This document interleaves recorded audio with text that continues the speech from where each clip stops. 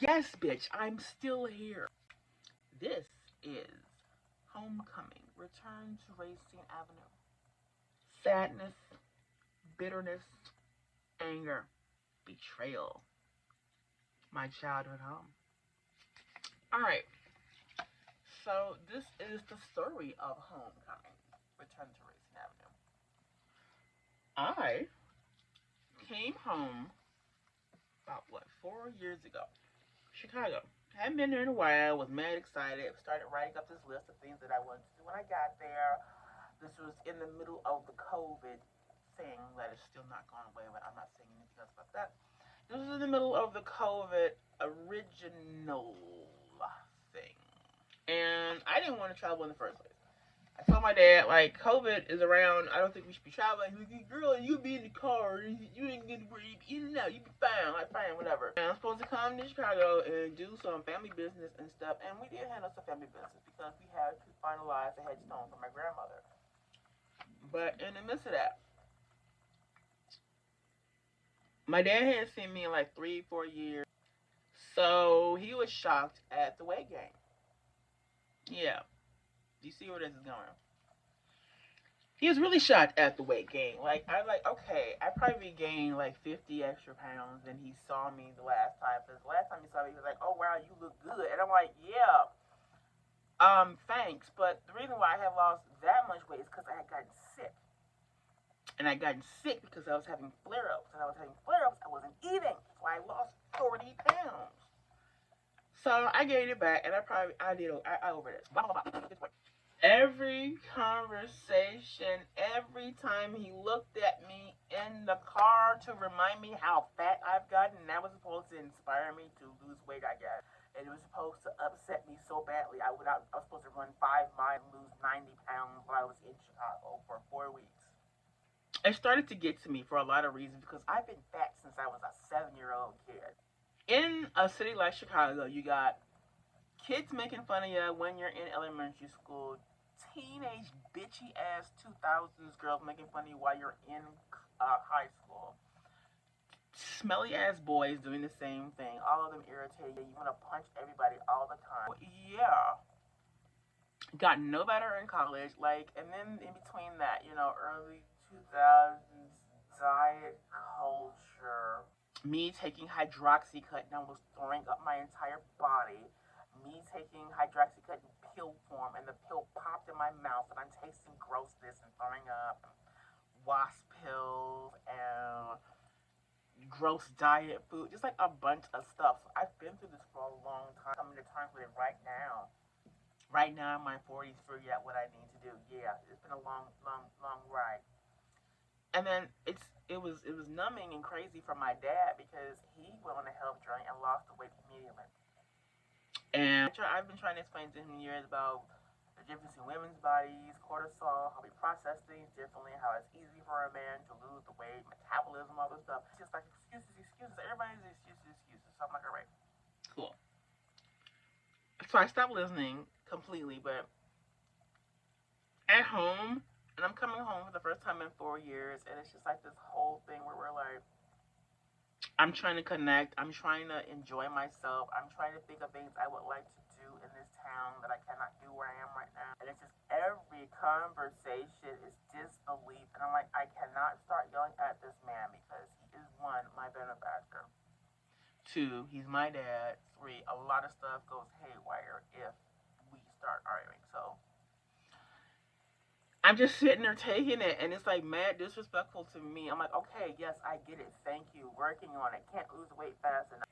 So one day, in between me doing this ridiculous secretarial work, trying to get some other stuff done, I just take his Chromebook and start writing poems about my childhood. I start writing poems about how I feel about the house being as it is.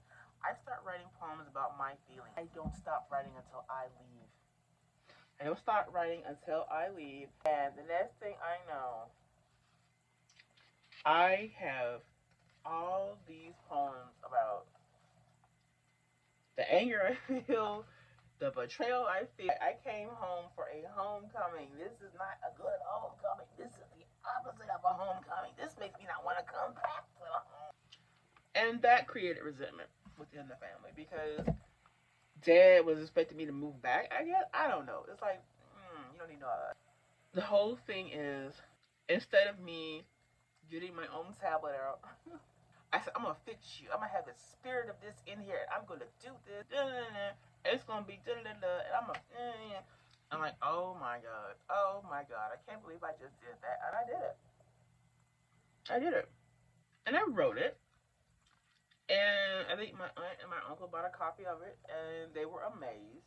And then everything went quiet. See a pattern here? Yeah.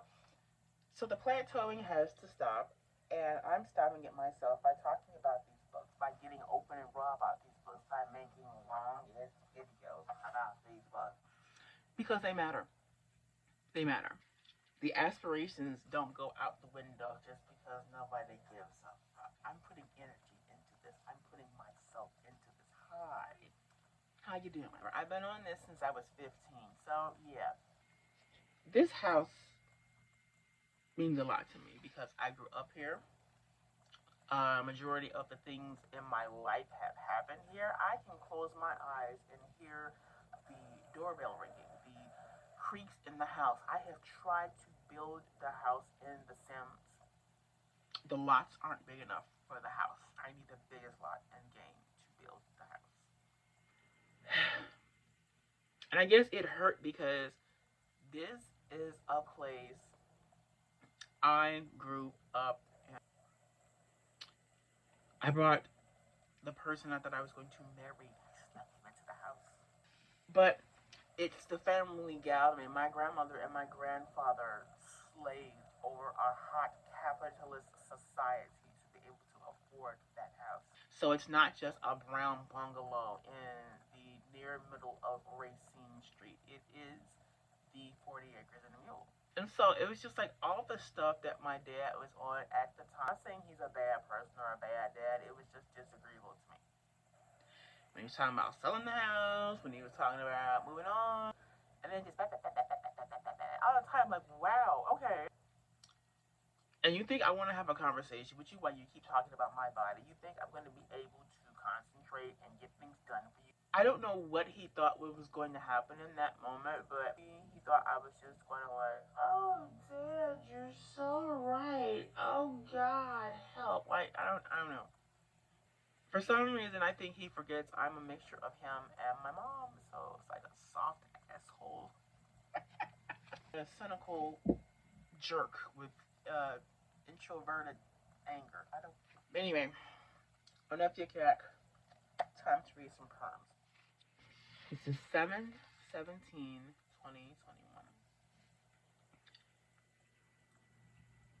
The walls were a strange yellow that looked like it came with the house. Light pea yellow. She asked me in '94 what color I wanted them to be. You know, I can't recall the exact shade on that paper, but it was something like Pantone 5215. Soft like purple flowers in the yard, delicate like those neutral purples she stopped wearing. But I played with and made messes in the bathroom. But lovely and grown up for a 9-year-old girl. I thought it was soft and fancy and perfect for my inner princess, although the world was telling me early that princesses could not be fat. We won the battle of them saying they could not be black. I went from pea yellow to soft lavender, and the room stayed that way till he painted over. So it became boring latex white, but I still saw purple. White is a bad color for somebody who picks their nails, puts their feet on the wall, has allergies, uses hair grease, has parakeets, and eats things with sauces, then peels pieces of the wall, find her truth. I found my purple, the yellow, and something weird and white with red flowers, and covered it until I moved. He repainted it all again. First of all, latex paint is cheap and it peels. And these old walls barely like it. And I found a spot behind the bed where the purple cries out 27 years later, and I cannot stop staring. She's faded, but there. She is behind the new table, but there.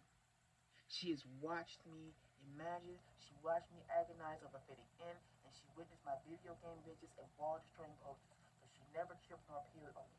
I chose her, and she stayed put. You cannot apologize for changing. I know he did it to you. I know he chose colors so that we could someday sail, and white expands the room. It's easy to sell, and anyone can paint all of that. The white is stained with smoker's mess, a dildo suction contest.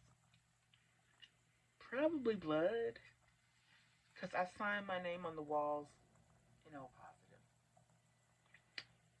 I bonded myself to a home, but not a home don't even feel right. But the purple is deep within. The little girl who aspired is hidden behind this latex prison. This is 92nd and Hollow. 92nd and Hollow. Came armed to my damn teeth in love with this bungalow. Got wrapped up in emotion because I love this fucking bungalow. Wrapped myself in excitement for a familiar place, and that place don't even exist. Then if I squint hard to find it, pieces coming apart, and I see floor upstairs from below. Nobody cares about the holes nor the grime. My stomach turns. The pieces are all over. The rooms are empty, and the nice shit is destroyed. This is okay. This is living. I don't own no part of it, yet I want to scrub it like she did when she owned it. And it looked like something to love. Don't nobody love this place. It's COVID. I can't say nothing. I don't have a damn in my name, and my name is Dirt, damn it. I don't own nothing, and I don't live here anymore. Homecoming, Return to Racine Avenue, available on Amazon